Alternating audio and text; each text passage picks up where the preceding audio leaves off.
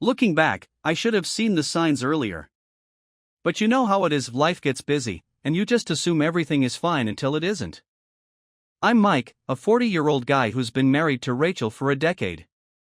We have two beautiful kids, Emily and Jake, and for the longest time, I thought we had a good thing going. We weren't perfect, sure, but who is?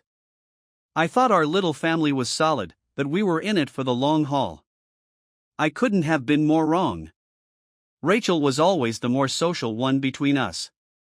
She had friends from work, some from her college days, and a bunch from random events or hobbies she picked up over the years. I never minded her going out. I trusted her.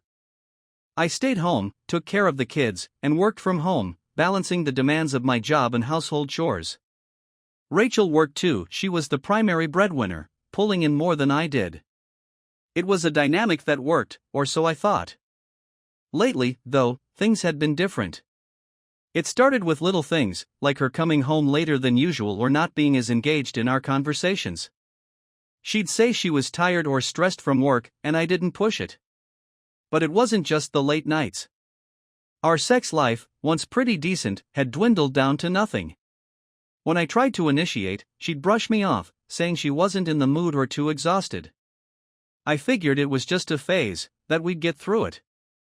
Then there was her phone. Rachel was always on it, more than usual.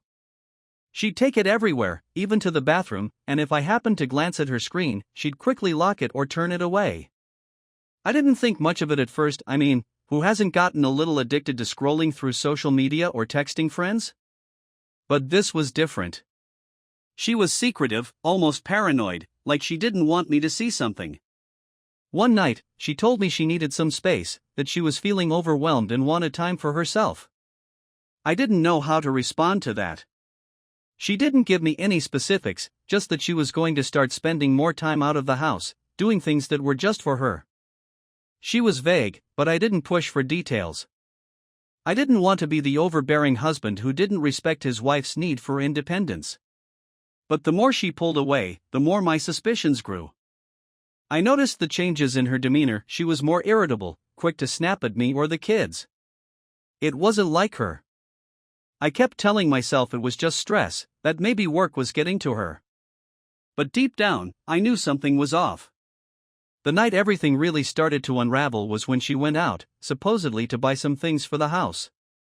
It was odd because Rachel hated running errands, especially after work. She spent hours getting ready, more than she normally would for something as mundane as shopping. When she left, I put the kids to bed and tried to shake the uneasy feeling that had settled in my gut. I couldn't help but think about the way she looked as she walked out the door, like she was going on a date, not a trip to the store. When she finally came home, hours later, she seemed different. I don't know how to describe it, but she wasn't the same Rachel I'd known all these years. She was distant, distracted. I asked her how her night was, and she gave me a clipped, almost annoyed answer. When I pressed a little, she snapped at me, saying she needed her space and that I was smothering her. That was a first. Rachel had never talked to me like that before. I let it go, not wanting to start a fight, but the suspicion gnawed at me. Over the next few days, the tension in our house was palpable. Rachel and I barely spoke unless it was about the kids or something mundane like bills. It was like living with a stranger.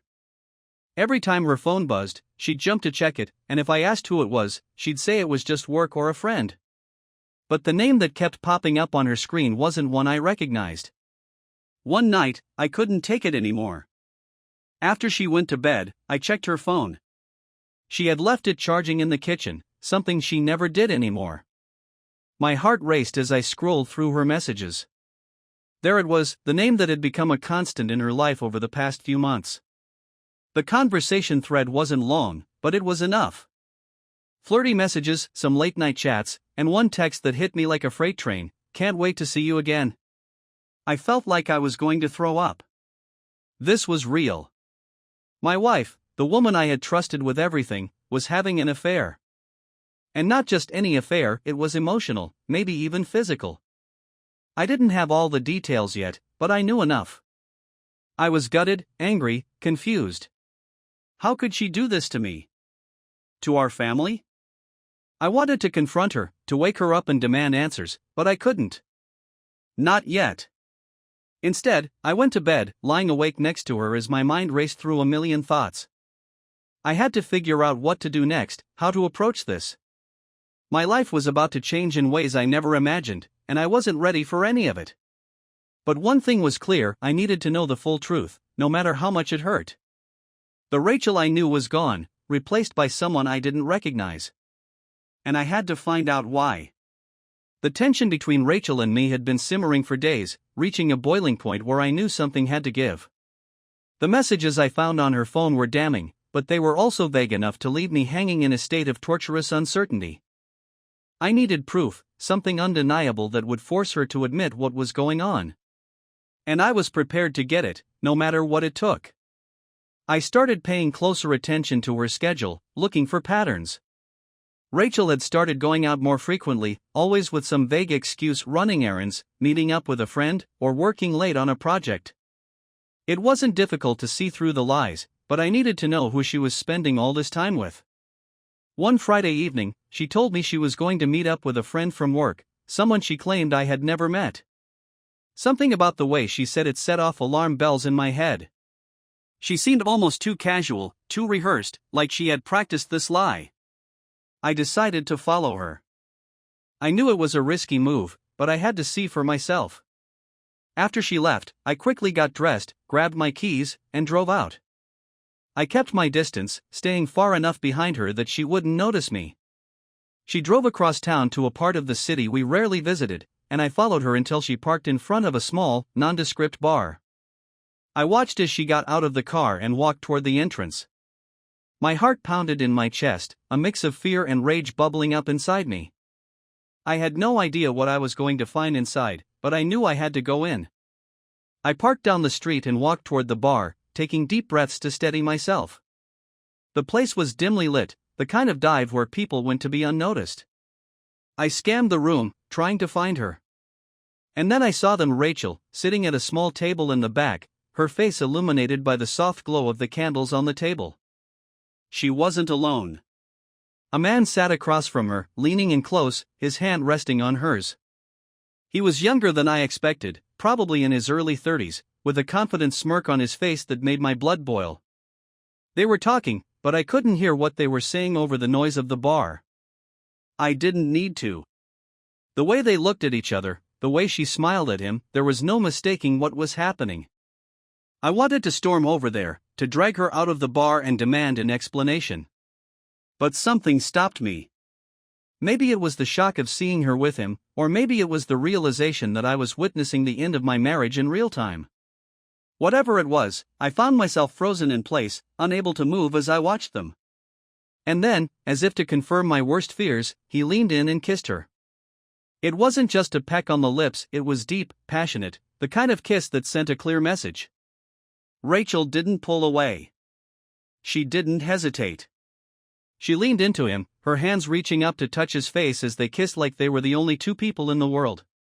That was it. The last thread of my self-control snapped. I pushed through the crowd, not caring if anyone noticed me. My heart was pounding, adrenaline surging through my veins. As I reached their table, I grabbed the back of the guy's shirt and yanked him away from her. The look of surprise on his face was priceless, but I didn't care. I didn't even give him time to react before I threw the first punch. I've never been a violent person, but at that moment, all I could think about was making him pay for what he'd done, for the way he'd touched my wife. My fist connected with his jaw, and he stumbled back, knocking over his chair as he tried to regain his balance. The bar fell silent, all eyes on us as I went after him again. He managed to get a hand up, trying to block me, but I was too far gone. I swung at him again, my fist slamming into his stomach this time. He doubled over, gasping for breath, and I grabbed him by the collar, ready to hit him again. But before I could, Rachel grabbed my arm, screaming at me to stop. "Mike, stop. Stop it," she yelled, her voice panicked. She was pulling at me, trying to drag me away from him, but I wasn't listening. All I could see was red. "Get off me!" I shouted, shaking her off as I took another swing at the guy. He was bleeding now, his nose and lip busted open, but I didn't care. He deserved every bit of it. He staggered back, trying to get away, but I wasn't done with him. I grabbed him again, ready to throw another punch, but then I felt someone grab me from behind, pulling me back. "Hey, hey, that's enough," a voice shouted in my ear. It was one of the bartenders, a big guy who easily had 50 pounds on me. He wrapped his arms around me, holding me back as I struggled to break free. "You need to calm down, man. This isn't the place for this." I fought against him, but he was too strong. "Let go of me," I yelled, still trying to get to the guy, who was now slumped against the wall, looking more scared than hurt. But the bartender wasn't having it. He dragged me back, away from the guy and Rachel, who was now standing between us, her face pale with fear. "Mike, please stop," she begged, tears streaming down her face. "Just stop." I stopped struggling, the fight draining out of me as the reality of what I'd just done hit me. I had lost control, completely and utterly. And for what? For this guy? For Rachel? I didn't even know anymore. I just knew that nothing would ever be the same again. The bartender finally let me go, but he stayed close, ready to intervene if I tried to go after the guy again. Rachel was still standing there, her eyes wide with shock, her hands trembling. She looked at me like she didn't recognize me, like I was a stranger. Maybe I was. Maybe I had become someone else in those few minutes, someone I didn't even recognize. "Mike," she started, but I couldn't listen to her. I couldn't hear whatever excuse she was about to give me. "Don't," I said, my voice cold and hard. "Don't say a fucking word." I turned and walked out of the bar, not caring if she followed me or not. I just needed to get out of there, to get away from her, from him, from everything. My fists were still clenched, my knuckles raw and bleeding, but I didn't feel the pain. All I felt was the emptiness that had settled deep in my chest, the sickening realization that the woman I loved had betrayed me in the worst way possible. I drove around for hours that night, not knowing where to go or what to do. My mind was a mess, a chaotic swirl of anger, hurt, and disbelief.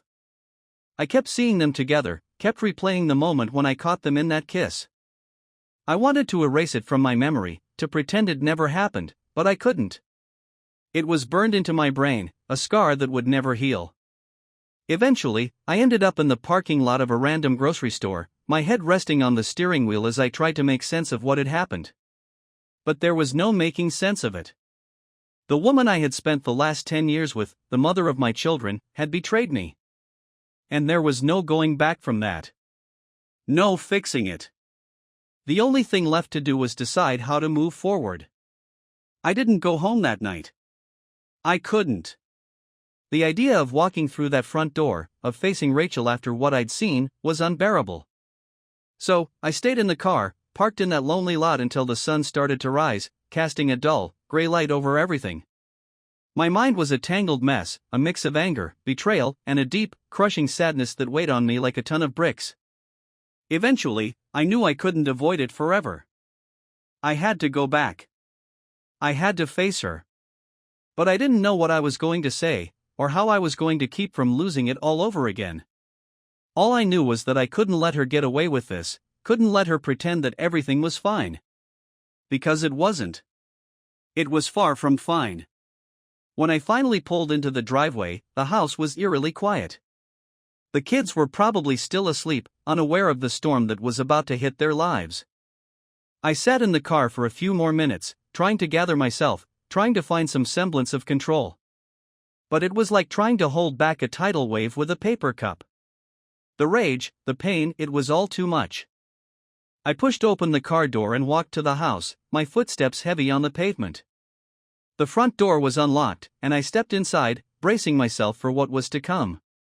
Rachel was in the kitchen, standing by the counter with a cup of coffee in her hand. She must have heard me come in, but she didn't turn around. She just stood there, staring into her cup like it held all the answers. For a moment, I just watched her, trying to reconcile this woman with the one I had seen last night, kissing another man like he was the center of her world. My stomach churned with a mix of disgust and sorrow. How could she stand there, so calm, after everything? How could she act like nothing had happened? Rachel, I said, my voice low and filled with all the anger I had tried to push down. She flinched at the sound of her name, but she didn't turn around. We need to talk. She finally turned to face me, her eyes red and swollen, like she'd been crying all night. For a brief second, I saw the woman I had fallen in love with all those years ago, the one I thought I knew. But that image was shattered by the memory of what I'd seen. Mike, she started, her voice trembling. Don't, I snapped, cutting her off. Don't you dare try to explain this away. She blinked, her mouth closing as she searched my face, probably trying to figure out just how much I knew. I'm sorry, she whispered, her voice barely audible. Sorry? I repeated, incredulous. That's what you have to say? You're sorry? After everything you've done? Tears welled up in her eyes, but I wasn't moved by them. Not this time. I never meant for this to happen, she said, her voice breaking. I never wanted to hurt you. I laughed bitterly, the sound harsh and grating even to my own ears. Well, congratulations, Rachel. You failed. Miserably. She took a step toward me, her hands reaching out as if to touch me, to comfort me. I stepped back, the revulsion I felt making it impossible for me to let her get any closer. Don't touch me, I said through gritted teeth. You lost that right the moment you decided to fuck around behind my back. She recoiled like I'd slapped her, her eyes widening in shock. Mike, please, she pleaded, her voice desperate now. It wasn't like that. It wasn't. Don't lie to me. I roared, the anger I'd been trying to control finally boiling over. I saw you, Rachel. I fucking saw you with him. You were all over him, kissing him like he was your fucking husband. She gasped, her hand flying to her mouth as she stumbled back. I didn't mean. Didn't mean what? I demanded, stepping toward her, my fists clenched at my sides. Didn't mean to cheat? Didn't mean to betray me? Didn't mean to destroy our family? Tears streamed down her face now, but I didn't care. She deserved to feel every bit of the pain she'd caused me. It was a mistake, she sobbed. I was confused, I didn't know. Bullshit. I yelled, cutting her off again. Don't you fucking dare play the victim here, Rachel. You knew exactly what you were doing. You knew, and you did it anyway. She sank to the floor, her knees giving out as she cried into her hands. I'm sorry, Mike, she kept repeating. I'm so sorry. I stared down at her, my chest heaving with the effort to keep myself from completely losing it. Part of me wanted to walk away, to leave her there and never look back. But another part of me needed answers, needed to understand why she had done this, why she had thrown everything away. How long? I asked, my voice cold and emotionless.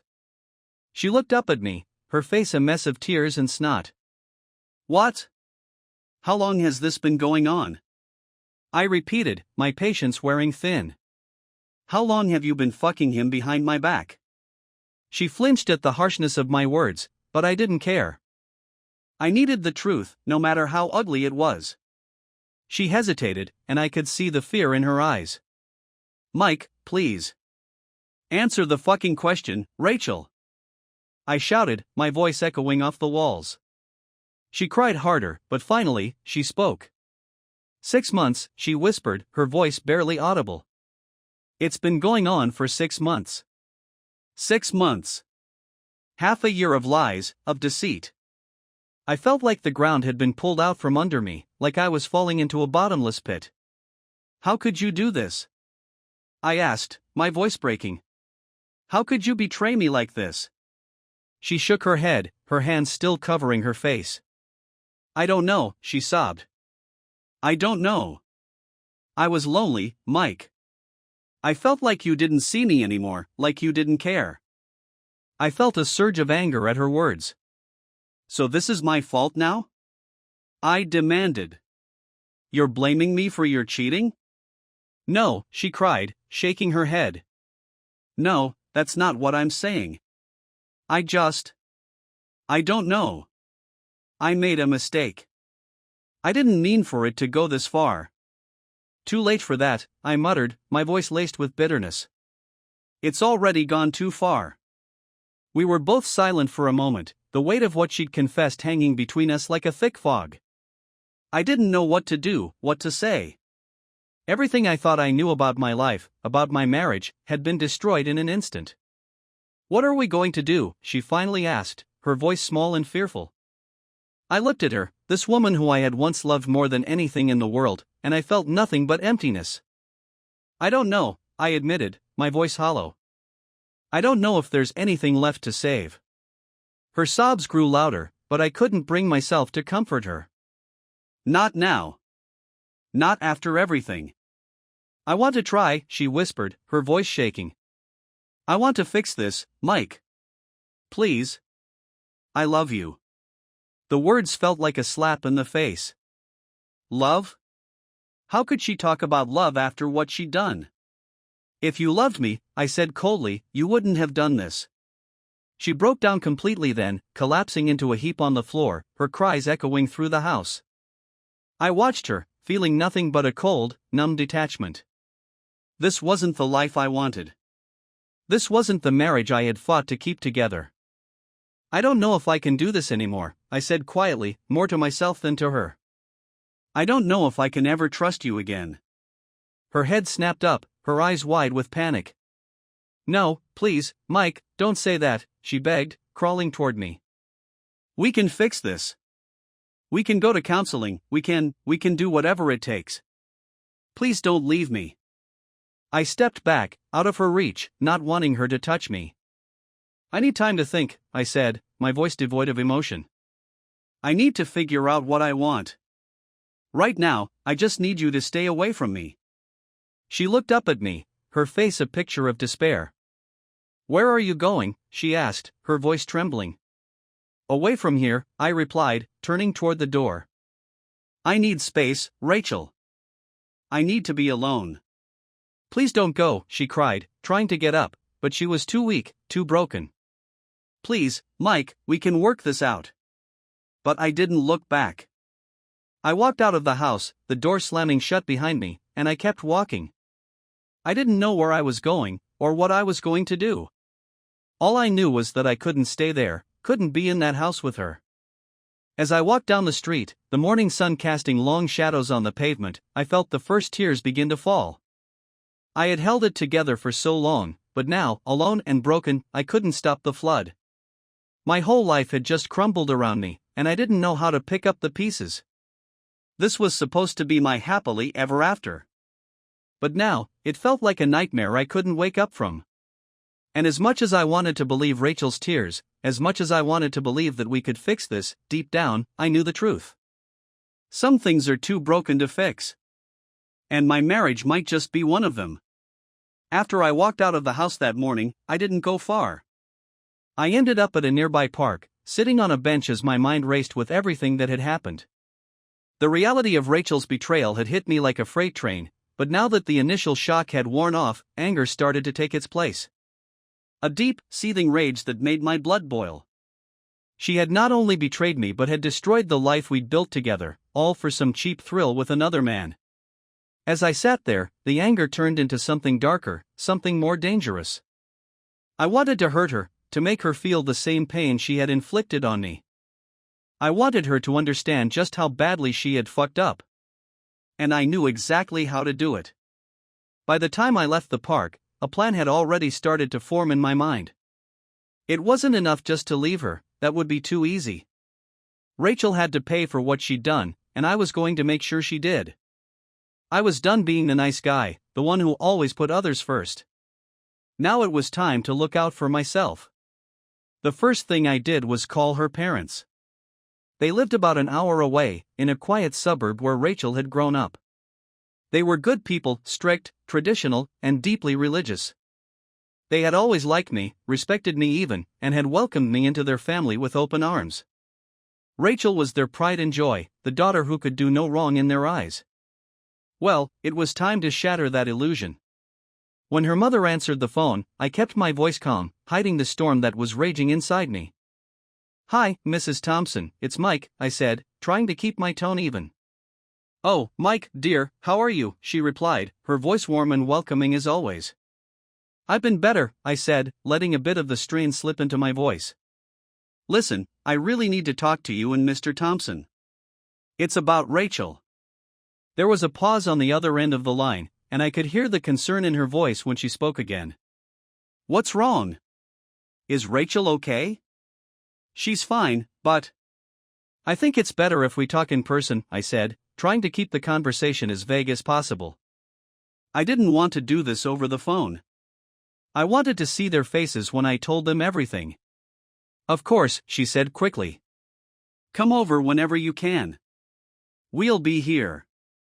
"I'll be there in an hour," I said before hanging up. As I drove to their house, I could feel my hands shaking on the steering wheel. Part of me felt guilty for what I was about to do, but the other part, the part that had been shattered by Rachel's betrayal, felt nothing but cold, calculated resolve. I had been the good husband, the good son-in-law, for too long. Now it was time to be something else. When I pulled into their driveway, both of her parents were already waiting on the porch, their faces etched with worry. I got out of the car, forcing myself to stay calm as I walked toward them. "Mike, what's going on?" her father asked, his brow furrowed with concern. "Let's go inside," I said, nodding toward the door. "We need to talk." Once we were seated in their cozy living room, with its familiar pictures of family vacations and Rachel's childhood milestones on the walls, I took a deep breath and began. "I'm sorry to have to tell you this," I started, looking them both in the eyes, "but Rachel has been having an affair." Her mother gasped, her hand flying to her mouth in shock, while her father's face turned an alarming shade of red. "What?" he sputtered, disbelief written all over his face. "It's true," I said, my voice steady as I recounted the events of the past few months, how Rachel had been growing distant, the late nights, the messages I had found on her phone, and finally, what I had witnessed at the bar. I laid it all out, sparing no details, wanting them to feel the full weight of their daughter's betrayal. As I spoke, her mother began to cry, her tears streaming down her face as she clutched a tissue in her trembling hands. Her father, on the other hand, looked like he was about to explode. "I can't believe this," he muttered, shaking his head in disbelief. "Not Rachel. Not our Rachel." "I'm sorry," I said, not really feeling sorry at all. "I wish I didn't have to tell you this, but you needed to know. She's not the person we all thought she was." Her father stood up, pacing the room as he tried to process everything I had just told them. This is unacceptable," he said finally, his voice trembling with barely contained anger. "We raised her better than this." Her mother just kept crying, her shoulders shaking as she rocked back and forth in her chair. I felt a twisted sense of satisfaction watching them crumble, knowing that Rachel's perfect little world was falling apart. "What are you going to do?" her father asked, turning to me, his face a mix of anger and desperation. "I don't know yet," I lied. "I just thought you should know what's going on. I didn't want to keep you in the dark." Her father nodded, his jaw clenched. "Thank you for telling us, Mike. We'll talk to her. We'll make sure she understands the gravity of what she's done." "I appreciate that," I said, standing up to leave. "I'm not sure where this leaves us, but I'll figure it out." As I walked to the door, her mother suddenly stood up, crossing the room to grab my arm. "Mike, please," she pleaded, her eyes red and swollen from crying. "Don't give up on her. She's our daughter. She made a mistake, but she's still a good person. Please, just try to forgive her." I looked down at her, my expression unreadable. "I don't know if I can," I said quietly before gently pulling away from her and walking out the door. The drive back home felt surreal. I had just destroyed Rachel's image in the eyes of the two people she loved most in the world, and the satisfaction I felt was tempered by a strange sense of emptiness. But I wasn't done yet. There was one more thing I needed to do, one final act to ensure that Rachel felt the full consequences of her actions. When I got home, the house was silent. Rachel was nowhere to be seen, probably still in the bedroom where I had left her. I didn't bother checking on her. Instead, I went straight to my home office, locking the door behind me as I sat down at my computer. Over the years, Rachel and I had built up a decent amount of savings. We both had separate accounts, but we also had a joint account that we used for household expenses, vacations, and the kids' future. It was a sizable amount of money, enough to cover any emergencies and still have plenty left over for whatever came our way. But that money was no longer for us. Rachel had made it clear that there was no longer an us. So, I decided that the money was mine. All of it. I logged into our joint account, the numbers staring back at me from the screen. I could feel my heart pounding as I clicked through the options, transferring every last cent from our joint account into my personal account. As I watched the balance in our joint account drop to zero, a dark satisfaction filled me. This was payback. This was justice. Rachel had betrayed me, and now she was going to pay for it. She would have to explain to her parents why our marriage was falling apart. She would have to deal with the shame of their disappointment, the guilt of knowing she had destroyed their trust in her. And now, she would have to deal with the fact that she was broke, with nothing to show for all her lies and deceit. After the transfer was complete, I logged out of the account and leaned back in my chair, letting out a long breath. It was done. There was no going back now. I knew that what I had done was drastic, but I didn't care. Rachel had made her choices, and now she would have to live with the consequences. I had spent too long being the good guy, the one who always put others first. But that Mike was gone. Rachel had killed him with her betrayal, and in his place was someone who wasn't going to take any more shit. I stood up, feeling a strange sense of calm wash over me as I walked to the bedroom. I opened the door to find Rachel sitting on the edge of the bed, her face pale and tear-streaked.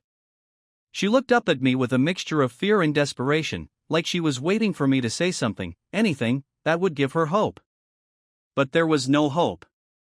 Not anymore. I talked to your parents, I said, my voice cold and detached. I told them everything. Her eyes widened in horror, her hand flying to her mouth. You told them?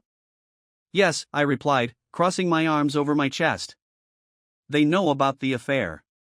They know what you did. She stared at me, her face crumpling as fresh tears welled up in her eyes. Why would you do that? She whispered, her voice trembling. Because they deserve to know the truth, I said, my tone unforgiving. They deserve to know who you really are. She shook her head, her sobs growing louder. I can't believe you did that. How could you? How could I? I repeated, my anger flaring up again. How could you do what you did, Rachel? How could you betray me like that? After everything we've been through, after everything I've done for you? She had no answer, just more tears and more sobbing. It was pathetic, really. I had no sympathy left for her. She had made her bed, and now she would have to lie in it. And one more thing, I said, my voice cutting through her sobs. I emptied our joint account. All the money is in my account now. You don't get a cent of it. She looked up at me, her face a mask of shock and disbelief. You took all the money? Every last cent, I confirmed, my voice cold and unyielding. You don't deserve any of it. You lost that right the moment you decided to cheat. She just stared at me, her face crumpling as the realization of what I had done sank in. Mike, please, don't do this, she begged, her voice barely above a whisper. I know I fucked up, but please, don't do this to me. But it was too late for that. I was done with her lies, done with her manipulation. I had given her everything, and she had thrown it all away. Now, I was taking it all back. This is what you deserve, I said, my voice like ice. You brought this on yourself, Rachel. You only have yourself to blame. With that, I turned and walked out of the room, leaving her sobbing on the bed. I didn't care anymore. I had taken what was mine, and now she would have to figure out how to pick up the pieces of the life she had shattered. As I left the house, I felt a strange sense of relief. The anger that had consumed me was slowly fading, replaced by a numb, cold satisfaction. I had done what needed to be done. Rachel had hurt me in the worst way possible, and now she was paying the price. I didn't know what the future held for me, but I knew one thing for sure, I was free. Free from the lies, free from the betrayal, and free from the woman who had destroyed everything we had built together. And as I drove away from the house, leaving Rachel and the wreckage of our marriage behind, I felt a sense of peace that I hadn't felt in a long time. It was over. And I was finally free. After the confrontation with Rachel and the satisfaction of reclaiming what was rightfully mine, I found myself driving aimlessly, unsure of what to do next. The anger that had driven me to confront her parents and drain our accounts had subsided, replaced by a hollow feeling that left me unsettled. I had gotten my revenge on Rachel, but there was still one loose end: him. Rachel's lover. The man who had invaded my life, who had taken what was mine without a second thought. I didn't even know his name, but that didn't matter. What mattered was making sure he understood the gravity of what he had done, making sure he paid for the role he played in destroying my marriage. But not in the same way I had confronted him before. I wasn't going to throw another punch. No, this time I was going to hurt him where it would leave a lasting mark: his life. As I drove, I started thinking about how to find him. I remembered what Rachel had said during our argument, that the affair had been going on for 6 months. That meant they had a routine, a pattern. It wasn't hard to guess where they might have met, especially since I had caught them together at that bar. My gut told me it wasn't the first time they'd been there. I pulled over into a quiet parking lot, took out my phone, and started digging. I searched through local businesses, social media profiles, and forums, trying to find any mention of Rachel's lover. I figured he might be the type to show off his conquests or brag about his escapades online. After about an hour of searching, I finally stumbled across a profile that matched his description. A little digging, and there it was: photos of him at the bar, tagged by friends, clearly enjoying himself. In one post, he even mentioned meeting up with a special someone. The post was from a couple of months ago, right around the time Rachel's behavior had started to change. It wasn't hard to piece together the rest. He was a regular at that bar, probably meeting up with Rachel whenever she could sneak away. I stared at his profile picture for a long time, memorizing his face. I didn't need to know his name or his background. I only needed to know where to find him, and I already had that. I decided to wait until evening before making my move. I needed time to plan, to think about how I was going to confront him without resorting to violence again. I didn't want to end up in jail or with a restraining order. No, this time I was going to be smart about it. As the sun began to set, I made my way to the bar where I had first caught them. I parked a few blocks away, wanting to keep a low profile, and walked the rest of the way. My heart was pounding, but I forced myself to stay calm, to keep my emotions in check. I wasn't going to let this bastard get the best of me. Not again. The bar was just as I remembered it: dimly lit, with a laid-back atmosphere that made it easy for people to slip into the shadows unnoticed. I scanned the room as I walked in, looking for him. It didn't take long to spot him. He was sitting at the bar, nursing a drink and chatting up the bartender, clearly enjoying himself. I took a seat at a table in the corner, where I could watch him without being noticed. My mind raced as I considered my options. I could confront him directly, let him know that I knew everything, but that would only lead to a public scene, and I wasn't interested in that. I needed something more subtle, something that would hit him where it really hurt. As I sat there, an idea began to form.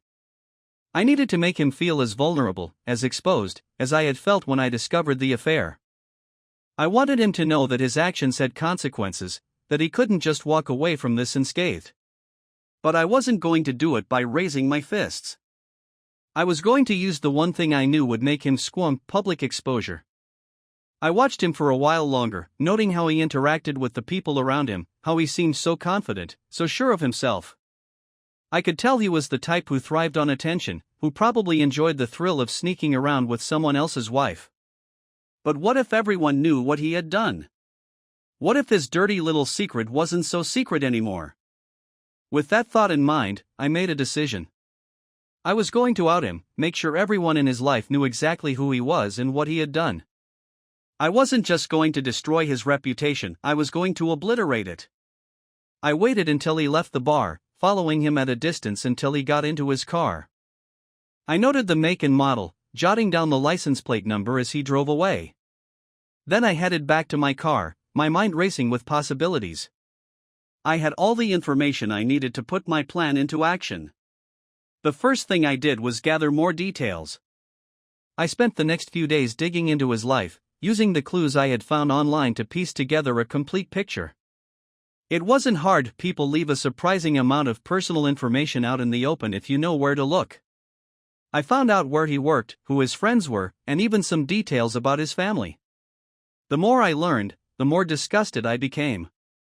This guy wasn't just a sleazy cheater, he was a narcissist, someone who thought he could do whatever he wanted without facing any consequences.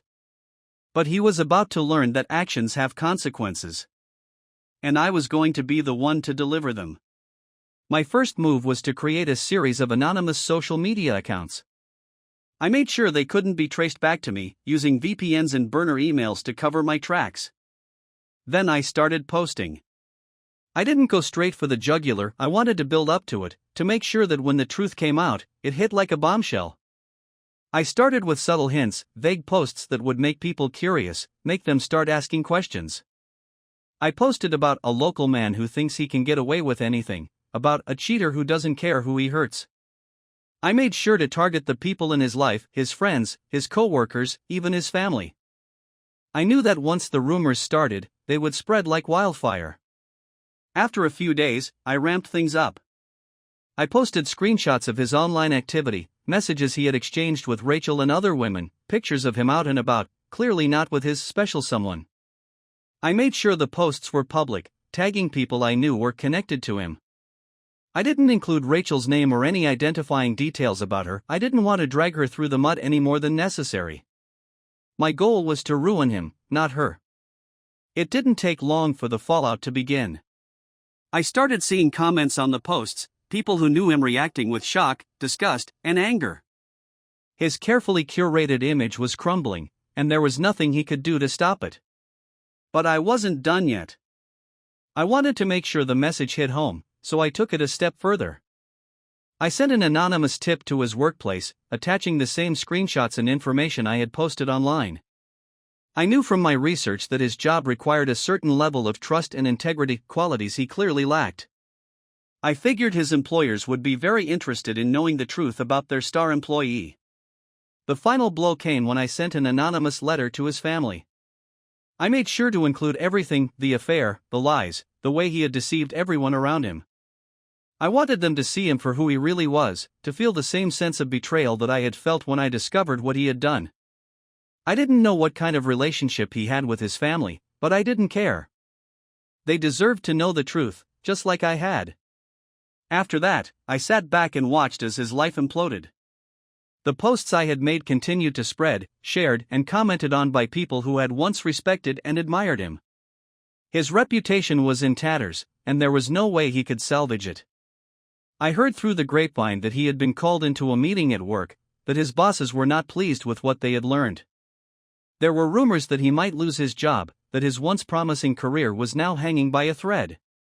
As for his personal life, I could only imagine the chaos that was unfolding. His friends and family were probably bombarding him with questions, demanding answers that he couldn't give. I hoped that every conversation, every confrontation, was a reminder of the pain he had caused me, a reminder that actions have consequences. I didn't feel any guilt about what I had done. He had destroyed my marriage, my life, without a second thought. All I had done was return the favor. I hadn't laid a hand on him this time, but I had hit him where it really hurt, his pride, his reputation, his sense of control. And I knew that would leave a deeper, more lasting scar than any punch I could have thrown. In the days that followed, I kept an eye on the fallout, watching as his life continued to unravel. I didn't contact Rachel or her parents. I had done enough damage for now. But I knew that this was only the beginning. The road ahead was still long, still full of uncertainties and challenges. But at least now, I felt like I had taken back some of the power, some of the control that had been ripped away from me. I didn't know what the future held, but I knew one thing for sure: I wasn't going to let anyone walk all over me ever again. Rachel and her lover had thought they could get away with their betrayal, but they had underestimated me. And now, they were paying the price. The day after my revenge on Rachel's lover, I knew it was time to confront the inevitable, the conversation about our divorce. The anger that had driven me to expose him had cooled, leaving behind a deep exhaustion. I felt like I had been running on fumes, burning through every ounce of energy just to keep myself going. But I couldn't avoid it any longer. The future was looming, and we had to face it head-on, especially when it came to the kids. I spent most of the day in my car, parked near a quiet stretch of road where I could think without being disturbed. The events of the past week had left me reeling, and I needed to clear my head before I faced Rachel again. Divorce was the only option now, that much was clear, but the details, the custody of the kids, the division of assets, the painful logistics of untangling our lives still needed to be sorted out. Emily and Jake deserved better than this mess. They were innocent, caught in the crossfire of a war they didn't understand.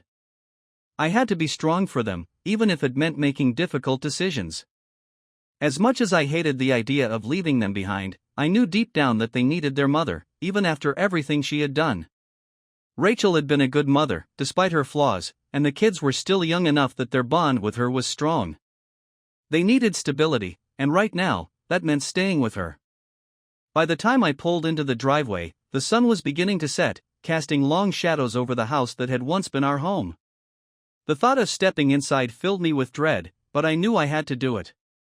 I had to face Rachel one last time and have the conversation that would finally bring an end to our marriage. The house was quiet when I walked in, the kind of stillness that made me think the kids were already in bed. I was relieved. I didn't want them to overhear what was about to happen. Rachel was sitting in the living room, staring blankly at the TV, which was turned on but muted. She looked up when she heard me, her eyes red and puffy from crying. I stood in the doorway for a moment, taking in the scene, before finally walking over to sit across from her. "We need to talk," I said, my voice flat, devoid of emotion. She nodded, swallowing hard as she turned off the TV. "I know," she whispered, her voice hoarse. I took a deep breath, trying to find the right words to start this conversation. "Rachel, this isn't going to work anymore. We both know that. The trust is gone, and there's no way to get it back." She looked down at her hands, which were trembling in her lap. "I understand," she said softly. "I know I've ruined everything, and I'm so sorry, Mike. I really am." Her apology didn't move me. I had heard it before, and it didn't change anything. "It's too late for that," I replied, my tone steady. "We need to think about what's best for the kids now. They're the most important thing in this mess." She nodded again, her eyes filling with tears. "I don't want to hurt them," she said, her voice breaking. "They've already been through so much." "I know," I said, my voice softening slightly. "And that's why we need to handle this carefully. I've been thinking, they should stay with you." Her head snapped up, surprise flashing in her eyes. "What?" "No, Mike, they need you too. They need stability," I said firmly. "And right now, that's you. I'll still see them, of course, but they should stay here, in the house they know. I'm not going to drag them through a custody battle. It's not fair to them." "But, what about you?" she asked, her voice trembling. "You're their father. They need you in their lives." "I'm not going anywhere," I assured her, though my heart ached at the thought of not seeing Emily and Jake every day. "I'll still be here for them, but I think it's best if they stay with you for now. You're a good mother, Rachel. Despite everything, you've always been good to them." She covered her face with her hands, sobbing quietly as she tried to process what I was saying. I could see the guilt and shame etched on her face, the realization that she had brought us to this point. But I couldn't let her tears sway me. This wasn't about us anymore, it was about the kids and what was best for them. "What about the house?" she asked after a long silence, her voice muffled by her hands. "You should keep it," I said without hesitation. "The kids need a place they're familiar with. I'll find somewhere else." She dropped her hands, looking at me with a mixture of disbelief and sorrow. "I don't deserve this," she whispered. "I don't deserve any of it." "Maybe not," I replied, feeling a small pang of bitterness. "But it's not about what you deserve. It's about the kids. They shouldn't suffer because of our mistakes." Rachel nodded, wiping her eyes with the back of her hand. "I'll take care of them, Mike. I promise. I'll do everything I can to make this as easy as possible for them." "I know you will," I said, standing up. I'll start looking for a place tomorrow. We'll figure out the logistics, how to handle visits and all that. She stood up too, her expression pleading. Mike, please don't hate me, she whispered, her voice trembling. I know I've lost your trust, but I don't want to lose everything. I don't want to lose you completely. I looked at her, the woman I had once loved more than anything in the world, and I felt a strange sense of detachment. The love I had for her was gone, replaced by a cold, hard resolve. But I didn't hate her. I couldn't. Hating her would mean I still cared enough to feel that kind of passion, and right now, all I felt was numb. I don't hate you, Rachel, I said quietly. I'm just done. She flinched at my words, her tears starting again. But I didn't have the energy to comfort her, to tell her that everything would be okay. I didn't know if it would be. All I knew was that our marriage was over, and there was no going back. I'll stay in the guest room tonight, I said, turning to leave. We'll talk more tomorrow. She didn't try to stop me, just watched as I walked out of the living room and up the stairs to the guest room that had become my refuge over the past few weeks. The room was small, with only the bare necessities: a bed, a nightstand, a small dresser. It was nothing like the master bedroom we had shared for so many years, but it was mine. It was a place where I could be alone, away from the memories and the pain. I closed the door behind me and sat on the edge of the bed, burying my face in my hands. The weight of the decision I had just made pressed down on me, threatening to crush me. I had given up my home, my family, my marriage, all in the span of a few days. And yet, I knew it was the right thing to do. The only thing to do. But that didn't make it any easier. The thought of leaving my kids behind, of not being there for them every day, tore at my heart. But I had to believe that this was for the best, that they would be better off with Rachel, even if I wasn't there. I would still be a part of their lives, still be their father, but things would never be the same. As I sat there in the quiet darkness, the reality of what was happening finally sank in. My marriage was over. The life I had built with Rachel was gone, shattered beyond repair. And now, all I could do was pick up the pieces and try to build something new, something that would give me and my kids a chance at happiness. But as I lay down on the bed, staring up at the ceiling, I couldn't help but wonder, was this really the end? Or was it just the beginning of something I hadn't yet imagined? The morning after our conversation about the divorce, I woke up early, feeling a strange sense of clarity. The past few weeks had been a whirlwind of emotions: anger, betrayal, sadness, but now, as the reality of my decision settled in, I felt a sense of calm. I had made the hardest choices, and now it was time to follow through. Rachel and I had both agreed to keep things as amicable as possible, especially for the sake of the kids. We didn't want them to see us fighting or get caught in the middle of our separation. So, when I walked into the kitchen that morning, Rachel was already there, making breakfast for Emily and Jake like it was any other day. The kids were still in their pajamas, chatting happily at the table, blissfully unaware of the storm brewing beneath the surface. "Morning," Rachel said softly as I walked in, her eyes flicking up to meet mine for just a second before looking away. "Morning," I replied, my voice steady. I forced a smile for the kids as I poured myself a cup of coffee. "How'd you guys sleep?" "Good," Emily chirped, her face lighting up with a smile. "We're going to play outside after breakfast, right, Mom?" "That's right," Rachel said, her voice a bit too bright, too cheerful. "It's a beautiful day. You guys can spend as much time outside as you want." I nodded, taking a sip of my coffee and letting the warmth spread through me. It felt like I was living in a parallel universe, one where everything looked normal on the surface, but underneath, everything had changed.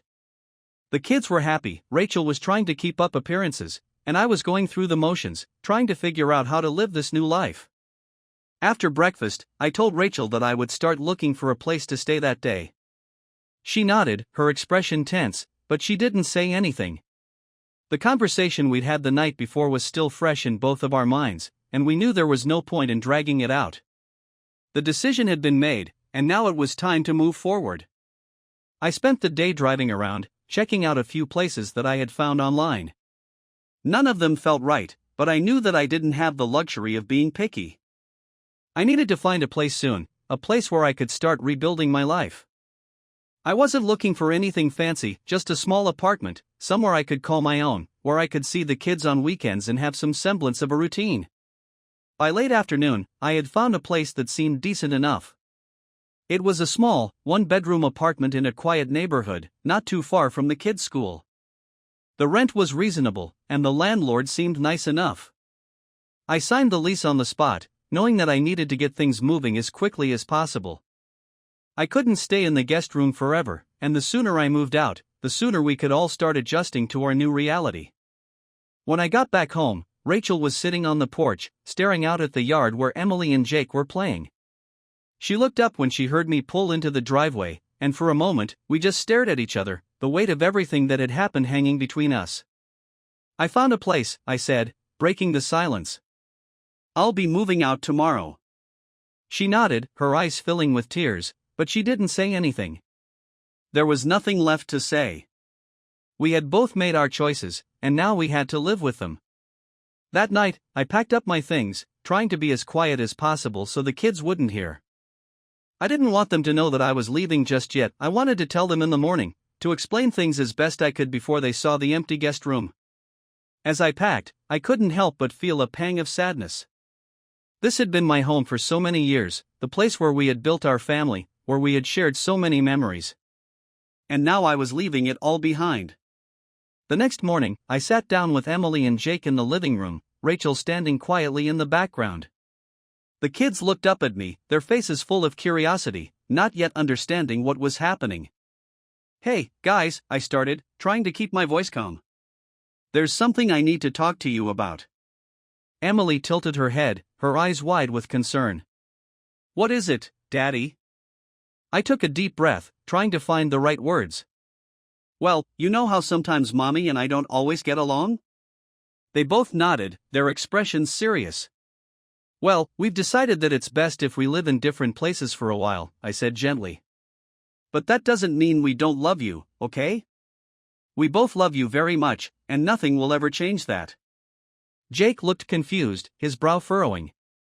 "So, you're not going to live here anymore?" "No, buddy," I said, reaching out to ruffle his hair. "I'm going to have my own place, but you'll still see me all the time. You can come visit, and we'll still do all the fun stuff we always do. It just means that Mommy and I won't be living together." Emily's lower lip quivered, and she looked over at Rachel, who was wiping away tears with the back of her hand. "But why can't we all stay together?" I felt a lump form in my throat, but I forced myself to stay strong. "Sometimes, grown-ups have problems that are too big to fix," I explained. "But that doesn't mean we don't care about each other. We just think this is the best way for everyone to be happy." Emily's tears started to fall, and she buried her face in my chest, her small body shaking with sobs. I wrapped my arms around her, holding her tight as I tried to soothe her. Jake was quieter, but I could see the confusion and hurt in his eyes. He didn't fully understand what was happening, and I didn't know how to make it any easier for him. Rachel came over and knelt down beside us, wrapping her arms around both of the kids. "We're still a family," she whispered, her voice thick with emotion. "We'll always be a family, no matter what." We stayed like that for a long time, the four of us huddled together in the living room, trying to hold on to something that was already slipping away. I knew that this moment was the beginning of a new chapter for all of us, but it was also the end of something that had once been beautiful. And as much as I tried to stay strong for the kids, the pain of that loss was almost too much to bear. The next day, I moved into my new apartment. It was a stark contrast to the home I had left behind, small, bare, and lonely. I spent most of the day unpacking, trying to distract myself from the emptiness that gnawed at me. The silence was deafening, a constant reminder of what I had lost. But I knew that this was my reality now, and I had to find a way to live with it. Over the next few weeks, Rachel and I worked out the details of our separation. We met with our lawyers, dividing up our assets and finalizing the custody arrangement for the kids. It was a painful process, but we both knew it was necessary. The divorce was inevitable, and the sooner we got through it, the sooner we could start rebuilding our lives. We agreed that the kids would stay with Rachel during the week, and I would have them on weekends. It wasn't ideal, but it was the best we could do under the circumstances. I made sure to make the most of the time I had with them, filling our weekends with trips to the park, movie nights, and anything else that would keep their spirits up. But no matter how hard I tried, I couldn't shake the feeling that I was missing out on so much of their lives. Rachel and I kept our interactions as civil as possible, for the sake of the kids. We avoided talking about anything personal, focusing only on logistics and the needs of Emily and Jake.